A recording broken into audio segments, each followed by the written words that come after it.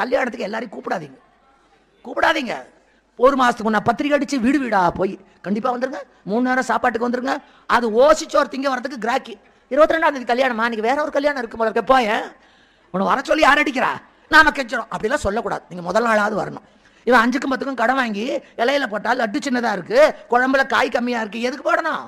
நீங்கள் யாரை கூப்பிட்டு உட்கார வச்சு பந்தியில் போடுறீங்க, அவனே தான் நம்ம குடும்பத்தை கெடுப்பான். எதுக்கு முன்ன கூப்பிட்டு போட்டாங்க? பரிமாறுவதில் 3 வகை தான் உண்டு. முதல்ல இலையில உப்பு வைப்பான், ஐயங்காரில் முதல்ல சாதம் வைப்பான், ஐயரில் முதல்ல பாயசம் வைப்பான். இது 3 தான் முதல்ல வைக்கணும். எடுத்து அடுப்பில் பொரியல் வைக்க மாட்டான், அப்பளத்தை போட மாட்டான். ஏன்?